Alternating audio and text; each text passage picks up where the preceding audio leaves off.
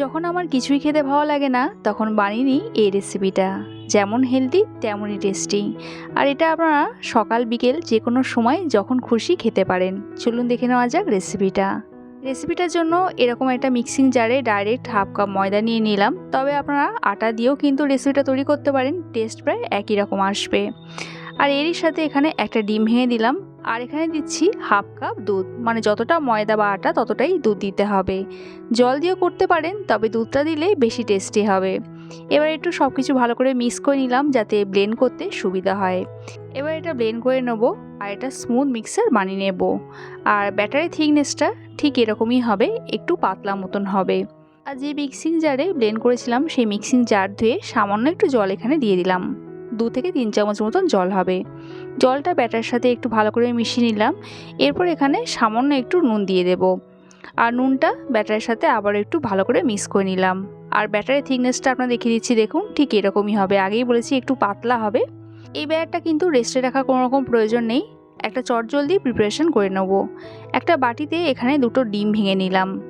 Half cup ময়দার জন্য 2টো ডিমই কিন্তু যথেষ্ট। ময়দার পরিমাণ বাড়লে ডিমের পরিমাণটা বাড়িয়ে নেবেন। 2টো কাঁচা লঙ্কা কুচি দিয়ে দিলাম ডিমের সঙ্গে। আর এরই সাথে দিয়ে দিলাম একটা মিডিয়াম সাইজের পেঁয়াজ, যেটা ফাইন চপ করা আছে। স্বাদ মতো নুনটা দিয়ে দিলাম। এবার ডিমটা এরকম ফেটিয়ে সব কিছু একটু ভালো করে মিক্স করে নিতে হবে। রেসিপিটা তৈরি করার জন্য আমি এরকম একটা ননস্টিক কড়াই নিয়ে নিয়েছি, তবে ফ্রাইং প্যানও কিন্তু করতে পারেন। ভালো করে একটু এরকম অয়েল ব্রাশ করে নিলাম। এর থেকে বেশি দিলে কিন্তু প্রয়োজন নেই এই রেসিপিটার জন্য। কড়াইটা খুব ভালো মতন গরম হয়ে গেলে গ্যাসের ফ্লেমটা একদম লোতে রেখে এখানে 1 হাতা মতন ব্যাটার দিয়ে দিলাম। এবার আস্তে আস্তে কড়াইটা এইভাবে একটু ঘুরিয়ে নিতে হবে যাতে এটা একটা গোল মতন শেপ চলে আসে। ঠিক এইভাবে একটু ঘোরালেই কিন্তু এটা শেপটা চলে আসবে, যেহেতু ব্যাটারটা ভীষণই পাতলা। সম্পূর্ণ স্প্রেড করে দেওয়ার পর গ্যাসের ফ্লেমটা মিডিয়ামে করে দিতে হবে আর রেখে দিতে হবে 30 সেকেন্ডের জন্য, যাতে ওপরটা ড্রাই হয়ে যায়। 30 সেকেন্ডের মধ্যেই দেখবেন ওপরটা এইরকম সুন্দর ড্রাই হয়ে গেছে। আর সাইড থেকে এরকম ছাড়তে শুরু করে দিয়েছে, মানে কড়াইয়ের গা থেকে ছাড়তে শুরু করে দিয়েছে। আর যখন এই স্টেজে চলে আসবে তখন এটা উল্টে দিতে হবে অপর সাইডটা হওয়ার জন্য। আর অপর সাইডটা হওয়ার জন্য আরও 10 থেকে 15 সেকেন্ড মতন ওয়েট করতে হবে। তারই মধ্যে দেখবেন অপর সাইডটা সুন্দরভাবে সেট হয়ে গেছে। এটা একটা পাতলা পরোটা মতন তৈরি হয়ে গেছে। এবার আমি এই পরোটা তুলে নেব। যখন এই রেসিপিটা তৈরি করবেন একেবারেই কিন্তু সবকটা পরোটা তৈরি করে নিতে পারেন। এবার আবারও একটু আমি কড়াইয়ের মধ্যে অয়েল ব্রাশ করে নিলাম। এখানে চাইলে 1 থেকে 2 চামচ তেলও কিন্তু দিতে পারেন। এবার গ্যাসের ফ্লেমটা লোতেই রেখে এখানে যে ডিম দুটো ফেটিয়ে রেখেছিলাম তার 3 ভাগের 1 ভাগ দিলাম, যেহেতু আমি এটা 3টে পরোটা তৈরি করব। তো এইভাবে ডিমটা একটু এরকম স্প্রেড করে দিলাম যাতে পরোটার সাথে সুন্দরভাবে সেট হয়ে যায়, একটা গোল শেপও চলে আসে।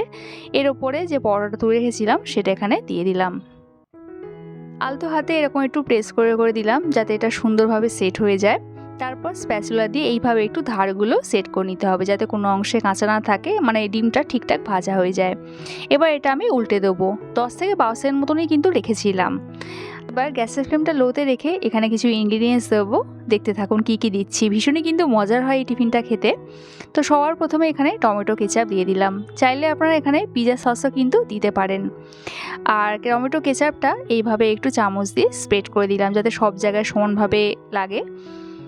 এবার এখানে আমি একটা মজেরা চিজের এরকম কিউব নিয়েছি। চিজটা এইভাবে একটু গ্রেট করে দিচ্ছি। এমনিতেই এখনই দেখুন কি সুন্দর একটা লুক চলে এসেছে।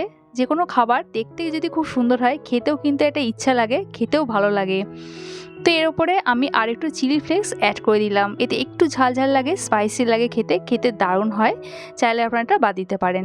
তারপর এইভাবে একটু এক সাইড ফোল্ড করে দিতে হবে, ঠিক যেভাবে আমি দেখাচ্ছি। ফোল্ড করে দেওয়ার পর স্প্যাচুলা দিয়ে এইভাবে একটু আলতো হাতে প্রেস করে দিতে হবে যাতে সুন্দরভাবে সেট হয়ে যায় সব কিছু। যেহেতু ভেতরে চিজ আছে, টমেটো কেচাপ আছে, এমনিতেও কিন্তু সুন্দরভাবে সেট হয়ে যাবে। তারপর অপর সাইডটা আর উল্টানোর দরকার নেই, তবুও আপনাদের উল্টে একবার দেখিয়ে দিচ্ছি। দেখুন অপর সাইডটাও কি সুন্দর একটা কালার চলে এসেছে। আর এটা দেখতে দেখুন কতটা লোভনীয় হয়েছে।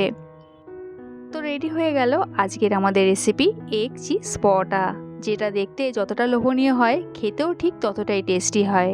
আর সঙ্গে কিন্তু হেলদি হয় ভীষণ।